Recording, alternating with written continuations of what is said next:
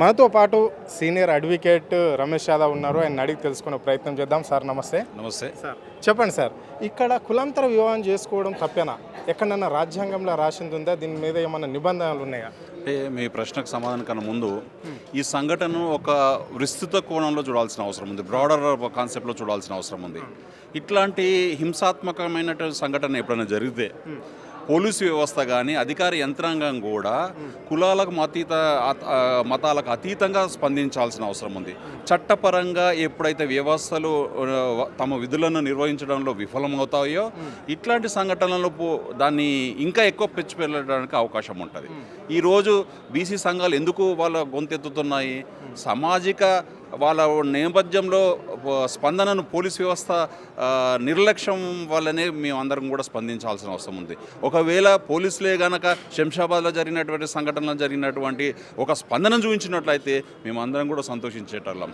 ఈరోజు ఈ వివక్షత అంటే ఏదైనా హింసాత్మక సంఘటన జరిగినప్పుడు నిందితులు ఎవరైతే ఉన్నారో వాళ్ళ సామాజిక నేపథ్యం పట్ల ఏదైతే స్పందన ఉందో అది అధికార యంత్రాంగం ఆ స్పందనను పూర్తిగా విరమించుకోవాలి.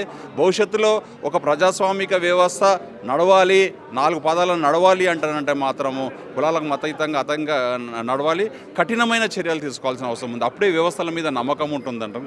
రైట్, వీళ్ళు తక్కువ కులము అని చెప్పేసి వీళ్ళను చిత్రహింసలు పెట్టి కొట్టడం అనేది జరిగిందని చెప్పేసి యావత్ రాష్ట్ర ప్రజలకు అందరికీ తెలిసిపోయింది. అంటే ఒక అడ్వకేట్గా వీళ్ళ పైన ఎన్ని కేసులు పెట్టే ఛాయిస్ ఉంది అంటే ఇక్కడ ప్రభుత్వం ప్రకారం పెట్టాలి అనుకుంటే ఒక అడ్వకేట్గా ఎన్ని కేసులు నమోదవుతాయి? అమ్మాయి వాళ్ళ తల్లి ఎస్సీ అని చెప్తున్నారు, ఆయన బీసీ అని చెప్తున్నారు. గణేష్ వాళ్ళిద్దరు పుట్టిన బిడ్డ రెడ్డిల చేతిలో చనిపోవడం జరిగింది. సో ఇలాంటి కేసులలో ఒక గుడికి పోయే అధికారము బడుగు బలహీన వర్గాలకి రాష్ట్రంలో లేదా? ఇలాంటి కేసులు ఎన్ని పెట్టే అవకాశం ఉంటుంది? మరి ఎందుకు పెట్టలేకపోతుంది ఇక్కడ పోలీస్ యంత్రాంగం? ఎందుకు మీరు అప్పీల్ చేయలేకపోతున్నారు? కేవలం ఒక విచారణ మహారాజు పోయిందాకా అక్కడ డిఎస్పీ రాష్ట్ర అధ్యక్షుడు పోయేదాకా ఇక్కడ ఇంత ఎందుకు? మరి అక్కడ ఉన్న బీసీ సంఘాలే కావచ్చు, ఎస్సీ సంఘాలే కావచ్చు, ఎందుకు నోరు మెరపలేకపోయినాయి? ఈరోజు చట్టాన్ని చూసుకున్నట్టయితే ఒక రకంగా చెప్పాలంటే బీసీ సంఘాల చట్టాన్ని కూడా పూర్తిగా వినియోగించుకోలేదని చెప్పాలి. కేవలము దర్యాప్తు ఇన్వెస్టిగేషన్ అనేది కేవలం పోలీసులు మాత్రం పరిమితం కాదు. ఏదైనా హింసాత్మక సంఘటన జరిగినప్పుడు ఫస్ట్ ఆఫ్ ఆల్ పోలీస్ డిపార్ట్మెంట్కి దాన్ని ఇన్ఫర్మేషన్ చేయాల్సి ఉంటుంది. దాన్ని ఫస్ట్ ఇన్ఫర్మేషన్ అంటారు. లేదా ఒకవేళ పోలీసులు కనుక స్పందించలేదు అనేటప్పుడు అంటే ఆ జిల్లా అధికారికి సంప్రదించాలి. అయినా కూడా వాళ్ళు కనుక అధికారులు స్పందించకపోతే కోర్టులో దానికి సంబంధించిన కేసు వేసి కోర్టుని దర్యాప్తు అధికారిని నియమించిన ఇన్వెస్టిగేషన్కి నిర్దేశించే అధికారము కోర్టుకి ఉంది.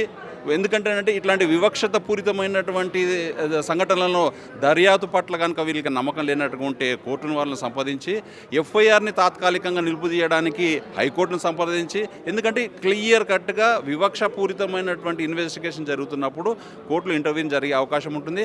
అలాగే స్థానిక మెజిస్ట్రేట్కి కూడా ఇన్వెస్టిగేషన్ పవర్ని కూడా ఏ విధమైన ఒక ఇండివిజువల్ అడ్వకేట్ కూడా ఎండార్ చేసే అధికారము మెజిస్ట్రేట్ కోర్ట్స్కి ఉంటుంది.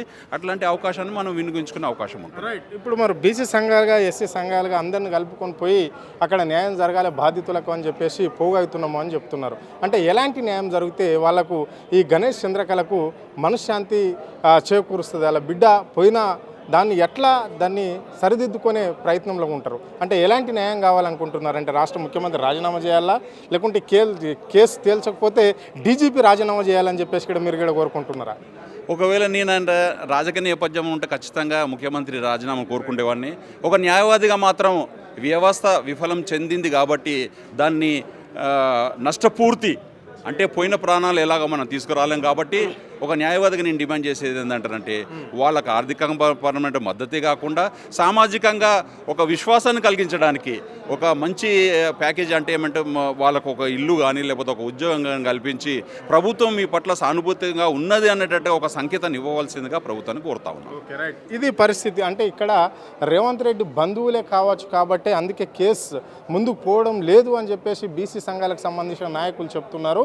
అంటే ఇక్కడ రాష్ట్ర ముఖ్యమంత్రి వాళ్ళకి బాధితులకు న్యాయం చేయాలి అనుకుంటే వాళ్ళకు ఒక ప్రభుత్వ ఉద్యోగం ఇవ్వాలి, ఒక మంచి ఇల్లు కట్టియాలి, అందులో వాళ్లకు ఇంత నగదు ఇవ్వాలి, అంటే దాదాపుగా 1 నుండి 2 కోట్ల రూపాయల నగదు ఇవ్వాలి అని చెప్పేసి కూడా వాళ్ళు డిమాండ్ చేయడం అనేది జరుగుతుంది. అప్పుడే రేవంత్ రెడ్డి వాళ్ళ పక్షం లేడు అని మాకు అర్థమైపోతుంది అని చెప్పేసి అంటున్నారు. లేదంటే రేవంత్ రెడ్డి చేపించిన హత్య కిందనే భావించవలసి వస్తుంది. ఇక్కడ ఎస్సీ ఎస్టీ బీసీ మైనార్టీలను అంటే బడుగులను ఎవరిని కూడా రాజాధికారానికి దూరంగా ఉంచడమే కాకుండా చిత్రహింసలకు కూడా గురి చేస్తున్నారు ఈ రాష్ట్రంలో కాంగ్రెస్ పార్టీ అధికారంలోకి వచ్చిన నుంచి అని చెప్పేసి కూడా వాళ్ళు చెప్పడం అనేది అయితే జరిగింది. కెమెరా పర్సన్ కళ్యాణ్తో అరుణ్, ఆద్య టీవీ, హైదరాబాద్.